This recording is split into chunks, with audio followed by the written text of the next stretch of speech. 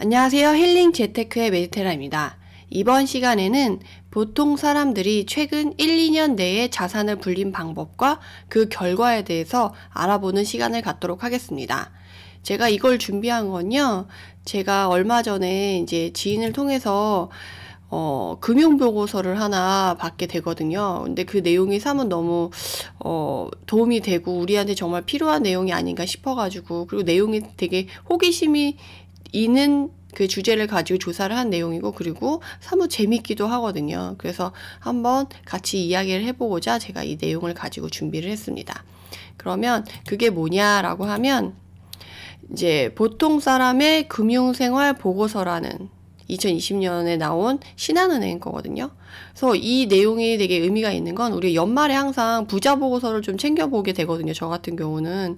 그러면 이제 부자 보고서를 보고 있으면 또 기분이 좀 상해요. 난 부자가 아닌데 부자들의 얘기를 보고 있어야 되나? 약간 어차피 뭐 우리가 부자가 되기 위해서 노력하는 사람들이긴 한데, 그래도 약간 기분이 상하는데, 이 보통 사람의 금융생활 보고서 같은 경우는 정말 부자들의 이야기 말고 내 주변의 보통 사람들 경제는 어떨까라는 궁금증이 평소에 있는데, 내 주변인 사람들 오히려 나보다 되게 잘 사는 것 같고 생활도 잘하는 것 같은데 나만 힘든가? 나만 어떤가? 이런 생각이 들고, 다른 사람들은 어느 정도 돈을 벌고 어느 정도 쓰지? 약간 이런 궁금증이 있으실 텐데, 이것에 대한 보고서를 낸 게 있어가지고 함께 같이 알아보고자 해요. 그리고 이 보통 사람 금융생활 보고서 자체가 되게 의미가 있는 게, 부자 말고 보통 사람들, 내 주변의 보통 사람들은 최근 1, 2년 내에 그러면 자산이 어떻게 변했고, 그럼 그 자산이 변했을 때 어떤 방법으로 어떻게 했길래 나보다 돈을 더 많이 벌었나, 자산이 증가했나를 알아볼 수 있는 시간이어가지고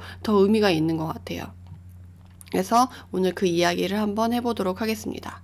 그래서 이 조사 방법은 이제 전국의 만 20세에서 64세 경제 활동자를 대상으로 조사를 한 거고, 방법은 이메일 조사를 했다고 해요. 그래서 표본 조사는 95% 신뢰 수준에서 이제 10,000명 정도를 한 거죠. 그리고 모집단은 이제 취업자를 대상으로 했다. 비취업자는 대상이 아니었다고 하네요. 그리고 추출 방법은 모집단 구성비와 고려해가지고 이 추출법을 사용했다고 하고, 조사기간은 2019년 9월에서 10월에 했다고 하니까 정말 최근의 자료라는 것을 알 수가 있어요. 그래서 오늘 사실 보고서 내용을 다 다뤄보진 못해요. 그래서 내용을 구성한 걸 보면은 되게 다양하게 조사를 했거든요. 소득과 지출이 어떤지, 자산이 어떤지, 부채는 어떤지, 그리고 뭐 렌탈 서비스, 정기 배송 이용 현황, 뭐 투잡 쪽 뭐 이런 것들에 대해서, 그리고 집회직이라고 해가지고 사회 초년생, 직장인 선배 경제생활, 연애와 결혼, 그리고 20대부터 60대까지 금융생활이 어떤지, 소득이 어떻게 나눠지고 있는지 나이대별로 이런 거를 자세하게 해놨어요. 그래서 오늘 사실 이 내용을 다 여기서 다루지는 못하지만 제가 블로그에다가, 그리고 여기 유튜브 댓글에다가 이 보고서를 링크를 걸어 놓을 테니까 궁금하신 분들은 나머지 내용을 확인해 보시면 되겠습니다. 그러면 본격적으로 보고서 내용을 살펴볼 텐데요. 이제 월 평균 가구 소득, 총소득, 그러니까 나이대에 상관없이 이제 총소득을 이제 월 평균 가구 총소득을 이제 평균치를 낸 거죠. 그랬을 때 2018년에는 476만 원이고 2019년에는 486만 원으로 10만 원 정도가 늘었다고 해요, 소득이. 근데 전체적으로 10만 원 늘었는데, 이제 이거를 구간별로 나눠서 본 거죠. 이제 하위 20%, 그 다음에 20%, 그 다음 중간층, 그 다음에 20%, 상위 20% 이렇게 해가지고 구간을 5구간을 나눠서, 그럼 이 사람들이 전체적으로 다 10만 원씩 올랐냐라고 보면 1구간의 사람들은 이제 4만 원이 올랐고 수입이, 2구간은 5만 원, 3구간이 11만 원, 4구간이 16만 원, 5구간이 10만 원. 오히려 이제 3, 4구간이 그나마 평균치보다 높게 올랐다. 그렇지만 1, 2구간이 오히려 이 상위권보다는 상승폭이 적었다라고 말씀을 드릴 수가 있을 것 같아요. 그래서 가구소득 증가폭은 3, 4구간에서 비교적 높았고 나머지 1, 2구간은 좀 낮았다 라고 생각을 하시면 되고, 그리고 2018년에도 그렇고 2019년에도 그렇고 이 보고서에서 얘기하고 있는 내용 중에 하나가 1구간과 5구간의 이 소득 수준의 차이는 4.8배로 그 간격을 유지하고 있다라고 해요. 그러니까 이 구간은 변하지 않았다라는 거죠. 그리고 그 다음에 살펴볼 거는 2019년의 가구소득 구간별 월 지출 형태인데요. 보면은 지난 1년간 소비 저축들 지출 형태는 대부분 좀 유지를 했는데, 가구 소득이 높을수록 고정 지출 비율은 낮고 잉여 자금의 비중은 높다라고 했어요. 근데 이거는 일반적인 모습이라고 보시면 될 것 같아요. 그래서 내가 1,000만 원 뭐 1억 이렇게 버는 사람들은 어차피 이제 나가는 돈 있잖아요. 관리비라던가 뭐 이런 것들의 고정 비용, 보험비 이런 것들은 조금 정해져 있고 돈을 많이 벌수록 그거는 더 늘어나는 건 아니잖아요. 그래서 그것에 대한 잉여 자금으로 비중은 높아지는데, 이제 아무래도 1구간에 계신 분들은 고정 지출 비용, 그러니까 생활비 자체가 많이 들어가서 소비가 크다. 그래서 고정 지출 비용이 좀 높은 편이다라고 생각을 하시면 되고, 그리고 가구소득 구간별 월 소비액 변화를 보면 월 소득 증가폭이 가장 큰 4구간의 소비가 가장 많이 늘었다라고 나오고 있어요. 그래서 지금 이렇게 구간별로 보면은 월 소득 증가폭이 가장 큰 게 아까 4구간이었잖아요. 16만 원 정도 올랐었는데 이 4구간이 그만큼 소비도 늘었다. 결과적으로 보면 우리가 월급이 늘면 어때요? 생활비가 늘죠. 그래서 우리가 자산을 모으지 못하는 거예요. 월급을 많이 받는 사람들도 대부분 월급을 많이 받는 것만큼 생활비를 또 많이 쓰게 되거든요. 그래서 자산이 증가하지 않은데, 그거에 대한 반증으로 이제 4구간이 수입이 월 평균 소득이 한 16만 원 늘으니까 소비도 가장 높게 9만 원 정도가 올랐다는 거예요. 그래서 여러분들이 왜 월급이 많은 사람들은 자산이 증가해야 되는 거 아니야? 돈을 많이 모아놓은 거 아니야? 라고 생각하실 수가 있지만 생각보다 그렇지 않다라고 말씀드릴 수가 있습니다. 그 다음에 살펴볼 내용은 이제 2019년 가구소득 구간별 월 소비 형태인데요. 가구소득이 높을수록 생활비 비중은 줄고 교육비 비중이 커졌다. 이것도 일반적인 내용이죠. 그래서 교육비 비중이 아무래도 돈을 많이 벌수록 자녀들한테 투자하는 금액이 많다라고 생각을 하시면 되고, 이제 1구간, 2구간, 3구간, 4구간, 5구간으로 나눴을 때 이제 월 소비 형태가 이제 99만 원, 1구간은, 2구간은 165만 원, 3구간은 238만 원, 4구간은 294만 원, 5구간은 410만 원 정도를 이렇게 생활비에 이렇게 쓰게 되는데, 교육비의 비중이 커진다는 거죠. 이거는 뭐 다들 알고 계신 내용이라서 금방 넘어가도록 하겠습니다. 그러면 월 저축이랑 투자액 같은 경우 우리가 돈을 어떻게 굴리고 있나라는 궁금하실 텐데, 이제 가구 소득 하위 40%, 1, 2구간은 월 저축액을 늘리지 못하고 유지 또는 감소를 했다. 그래서 우리가 월 평균 소득이 10만 원 정도 증가를 했었고, 하위에서는 뭐 4만 원 증가하던가 5만 원 증가하던가 이렇게 됐었는데, 그렇게 소득이 한 4, 5만 원 증가했더라도 이제 월 저축은 늘지 못하고 유지 또는 감소가 됐다. 1구간 같은 경우는 어때요? 오히려 마이너스 6만 원, 저축이 더 줄었죠. 2구간은 그나마 유지를 했고, 3구간은 2만 원 늘고, 4구간은 소비도 늘었지만 그만큼 수입도 늘었기 때문에 4만 원으로 저축이 좀 늘었죠. 그리고 5구간도 2만 원 정도 늘었다라고 볼 수가 있습니다. 그런 다음에 가구소득 구간별 월 저축 투자 행태는 가구소득이 높을수록 다양한 금융상품에 분산 저축을 하고 있다. 뭐 CMA라던가 적금이라던가 보험, 투자 상품 등의 이제 투자 비중이 많아지는 거죠. 그래서 제가 이 부분을 좀 중요하게 생각을 하는데요. 여러분들 이제 지금 코로나 때문에 엄청 뭐 사회가 힘들고 하지만 이제 그런 것들이 나중에 다 잠잠해지고 종식이 되면 이제 인플레이션이 일어날 거예요. 그 전에 우리가 이미 통화량을 늘려놨기 때문에, 그러면 그때 그 인플레이션의 혜택을 보려고 한다면 우리가 투자 상품이 뭐라도 있어야지 그걸 받을 수 있는 통로를 하나 갖게 되는 거예요. 내가 아무것도 가진 게 없고 근로소득만 있다라고 한다면, 내가 인플레이션이 발생해서 자산이 다들 늘어날 때 내 내가 늘어날 수 있는 자산이 하나라도 없다면, 그러니까 실물 자산 자체가 아무것도 없다라고 한다면 내가 인플레이션의 혜택을 받을 수 있는 통로가 아무것도 없게 되는 거예요. 그러니까 그 자산을 인플레이션에 따라서 자산 증가로 인해서 그 자산이 증가할 수 있는 통로를 꼭 하나는 만들어 두셔야 된다라는 거를 좀 강조드리고 싶어요. 그래서 사람들이 그러면 지금 2018년, 19년에는 자산을 어떻게 증가시켰냐라고 보면 이제 부동산 규모가 늘면서 총 자산이 증가했다. 그러니까 1, 2년 내에 자산이 증가한 사람들을 봤더니 결국에는 이제 부동산을 갖고 있었던 사람들이 총 자산이 증가했다. 그래서 이제 이 부분이 부동산이고 이제 파란 부분이 금융자산이고 나머지가 기타 자산인데, 금융자산보다는 부동산 자산의 증가폭이 컸다. 그래서 총 자산의 증가한 영향을 미친 부분이 크다라고 말씀드릴 수가 있다라는 거고, 가구소득 구간별 보유 자산 현황을 보면 저소득 가구와 고소득 가구는 부동산 규모의 큰 차이로 총 자산의 격차가 9배 이상 벌어졌다라고 결론을 냈어요. 이 보고서에서 솔직히 가장 중요한 내용은 저는 이 부분이라고 생각이 들어요.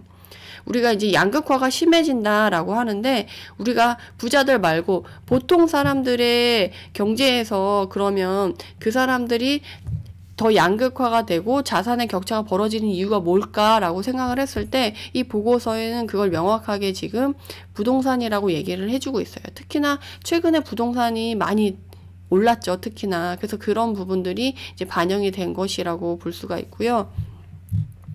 그래서 1구간의 사람들은 이제 9,592만 원, 그리고 2구간은 2억 2,291만 원, 3구간은 3억 7,480만 원, 4구간은 5억 2,327만 원, 5구간은 8억 8,294만 원. 이렇게 해서 자산의 규모가 차이가 난다라는 거예요. 이게 무려 9배 이상이 차이가 난다라는 거죠. 이의 자산의 격차가 벌어진 이유는 부동산이었다라고 이 보고서에서는 발표를 하고 있습니다. 그래서 여러분들에게 제가 꼭 말씀드리고 싶은 거는 지금 뭐 되게 부동산이 혼란스럽고 그렇지만 내 집 하나 투자를 전혀 안 한다 그러면 내 집은 꼭 하나 갖고 계시는 게 좋겠다. 왜냐하면 내 집만으로도 자산 증가를 가져올 수 있기 때문에 자산이 증가하기도 하지만 이제 노후가 됐을 때 내가 월세를 내면서 살면 생활비에서 주거 비용으로 나가는 비용이 상당히 커질 거예요. 그래서 이 월세만 안 내고 살아도 노후가 덜 불안해지기 때문에 꼭 만약에 투자를 안 하시고 나는 부동산에 관심 없다 하시는 분들도 내 집 하나 정도는 꼭 가지고 계셨으면 하는 바람입니다.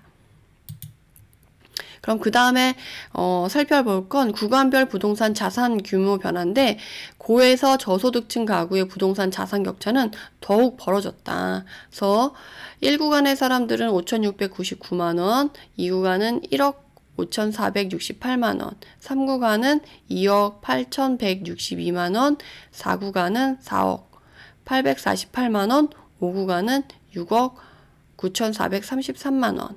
이렇게 해서 오히려 이제 부동산을 이제 아무래도 5구간이 더 많이 갖고 있다 보니까 증가하는 게 더 많이 늘었죠. 그래서 자산이랑 부동산 자산 격차는 이렇게 가격으로 갖고 있지만 5구간의 사람들은 오히려 부동산 보유량이 적어서 55만 원이 줄었고, 부동산 자산 격차로는 2구간은 177만 원이 늘었고, 3구간은 1,557만 원, 4구간은 2,818만 원, 5구간은 3,126만 원 정도의 자산 격차가 벌어지게끔 늘어났다라고 생각하시면 되고, 그러면 금융자산을 갖고 있는 사람들 많고 금융자산도 있는데 그럼 금융자산은 어떻게 됐냐라고 보면 금융자산 규모는 정체되었다라고 여기서는 발표를 하고 있어요. 1구간은 77만 원이 늘었고, 2구간은 238만 원, 5구간은 515만 원, 4구간은 522만 원, 5구간은 마이너스 257만 원으로 오히려 금융자산 규모 자체는 오히려 그렇게 늘지 않고 전체적으로는 정체됐다라고 보시면 되겠습니다. 그러면은 이제 그 다음에 살펴볼 건 투잡 쪽이라는 거예요. 그래서 우리가 자산을 1년 내에 얼마나 어떤 방식으로 불렸고 그 결과가 어땠는지는 방금까지 알아봤어요. 금융자산은 크게 변하지 않았고 부동산 자산은 크게 변했고 그 부동산을 갖고 있는 사람들이 자산 규모가 늘었고 이제 자산을 부동산으로 갖고 있지 않은 사람과 갖고 있는 사람과의 자산 격차가 오히려 9배로 벌어져 있다라고 확인을 했어요. 그래서 여러분들이 제가 어떻게 했으면 좋겠다라고 말씀까지 드렸고, 여기서 또 보고서의 특징은 이제 투잡 쪽에 대한 내용이 좀 경제 쪽에서 눈여겨볼 내용이라서 이 투잡 쪽의 내용을 제가 같이 알아보고자 한다면, 현재 경제활동자 10명 중에 1명은 투잡 쪽이래요. 그러니까 10명 중에 1명은 다 본업 말고 다른 일을 같이 또 한다는 거죠. 그게 조금 특징적인 것 같아요. 우리가 옛날에는 자기 일 하나만 하기에도 되게 바빠가지고 그것만 했었는데, 그리고 요새 사람들은 좀 욜로족이라고 해가지고 자기 여가 시간을 되게 중요하게 생각함에도 불구하고 이제 본인의 그 본업 말고도 투잡적으로서 활동을 하고 있다라는 거죠. 그래서 대부분 본업 소득이 월 200만 원 초반의 생계형, 그러니까 본인의 월급이 소득이 월 200만 원 전후 초반에 있는 사람들은 어쩔 수 없이 생활비를 위해서 생계형으로 투잡 쪽을 하고 있다라는 거죠. 그리고 월소득 300만 원 이상의 원잡 쪽도, 그러니까 투잡을 하지 않고 있는 원잡 쪽도 부업을 계획해서 앞으로 부가 수입원 창출을 위해서 고민하고 있어서 앞으로 투잡 쪽은 더 늘어날 것이라고 예상이 된다는 거죠. 그러니까 월 소득이 200만 원 초반인 사람들은 생계형으로 어쩔 수 없이 2개의 일을 하고 있는 거고, 300만 원 정도 버는 사람들은 앞으로 좀 더 벌려고 부가적인 수입을 위해서 한다라는 거죠. 그러니까 결국 투잡을 어쩔 수 없이 생계형으로 한다라는 거죠. 사실 본업만으로도 생활이 돼야 되는데 좀 경제가 많이 어렵고 안 좋다 보니까 이제 이런 부분들이 많이 생긴 것 같아요. 그리고 그 다음에 이제 알아볼 거는 이제 나이대별 수익 구간과 그 사용처나 이런 것들을 좀 알아보면 좋을 것 같아서 그거를 준비를 했는데요. 2030 기혼 초등학생 이하 자녀를 둔 젊은 사람들은 1구간이 월 평균 소득이 300만 원 정도고, 2구간이 438만 원, 3구간이 514만 원, 4구간이 625만 원, 5구간이 884만 원이라고 해요. 그래서 내가 기혼 자녀를 두고 있는 2030이라고 한다면 내가 어느 구간에 속한 사람인지 파악을 하셔가지고 아까 자산이 늘고 안 늘고 이런 부분을 비교해서 체크해 둔 다음에 본인의 경제활동에 좀 참고를 하시면 좋을 것 같아요. 그래서 되게 특징적인 거는 이제 1구간의 사람들이 이제 식비를 사용할 때 46만 원, 60만 원, 65, 67, 85만 원 이렇게 사용을 한다라고 보면 가장 많은 생활비에서 가장 많은 비용을 차지하는 부분이 여기 식비 부분이다라는 것을 알 수가 있습니다. 그 다음에는 이제 40대 기혼 초등학생 이하 자녀를 둔 사람들을 찾아보니까 1구간의 사람들은 월 수입이 335만원, 2구간이 463만원, 3구간이 536만원, 4구간이 647만원, 5구간이 959만원이에요. 그래서 구간별로 마지노선을 이렇게 잘라놓은 걸 보면 1구간이 400만원까지 속하는 거고, 2구간은 500만원, 3구간은 600만원, 4구간은 720만원. 그 이상은 이제 5구간이라고 생각을 하시면 좋을 것 같아요. 그렇게 봤을 때 지금 그 구간별로 가장 많은 생활비로 쓰고 있는 걸 보면 1구간은 역시나 식비고 2구간도 그렇고 3구간까지 그래요. 근데 여기서부터 4구간, 5구간은 이제 교육비에 가장 많은 돈을 쓰는 걸로 이제 형태가 달라지게 됩니다. 그런 다음에 이제 다음 걸 알아보면 40대 기혼 중고등학생 자녀를 한번 알아볼게요. 그러면 똑같이 거의 수입은 비슷하죠. 그런데 가장 많이 쓰는 이제 생활비가 어디냐고 하면 이제 아무래도 중고등학생 자녀다 보니까 식비보다는 교육비에 최고로 많은 돈을 쓰고 있다라고 볼 수가 있어요. 그래서 아까보다도 교육비가 더 전체적으로 늘었고 1, 2구간, 3구간에 있는 사람들도 교육비에 더 힘을 쓰고 있다라고 알 수가 있습니다. 그 다음에 이제 50대 기혼 중고등학교 대학생 자녀를 두신 분인데요.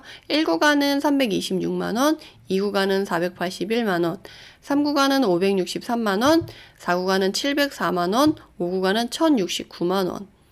원을 벌고 계신데요. 월 수입이 여전히 중고등학교 대학생 자녀이기 때문에 가장 많은 생활비로 쓰고 있는 게 교육비로 나와 있네요. 그래서 오후간의 사람들은 127만 원까지 교육비를 쓰고 있다라고 나오고 있습니다. 이렇게 알아봤는데요. 여러분들 어떠셨는지 모르겠어요. 내가 나이대에 맞춰서 내가 어느 구간에 속해 있고 다른 사람들은 어떻게 지출을 하고 어떻게 저축을 하고 어떻게 자산 관리를 하는지 그동안 몰랐었는데 이걸 통해서 알아보고 내가 어느 구간에 속해 있고 어떻게 움직여야겠다라는 감을 잡으셨으면 좋겠어요. 이 보고서를 통해서. 그래서 이 보고서가 아까도 말씀드렸듯이 부자들만의 보고서가 아니고 우리 주변의 일반 보통 사람들의 보고서이기 때문에 더 의미가 있고 여러분들이 앞으로 경제 활동을 하고 이제 자산을 늘리는 데 있어서 이제 경제적인 도움을 받으려고 하면 이걸 기본으로 해서 이제 어떻게 방향성을 잡아야 될지 꼭 잡고 내년을 준비하셨으면 좋겠습니다. 그러면 오늘 내용은 여기까지 하고요. 영상의 자료를 글로 다시 보고 싶으신 분들은 댓글에 있는 블로그 링크를 사용해 가지고 확인해 주시고 이 보고서도 올려놓도록 할 테니까 전문을 보고 싶으신 분들은 참고하시면 좋을 것 같아요. 그리고 긴 영상 봐주셔서 감사드리고 영상이 도움이 되셨다면 구독, 좋아요 부탁드립니다. 감사합니다.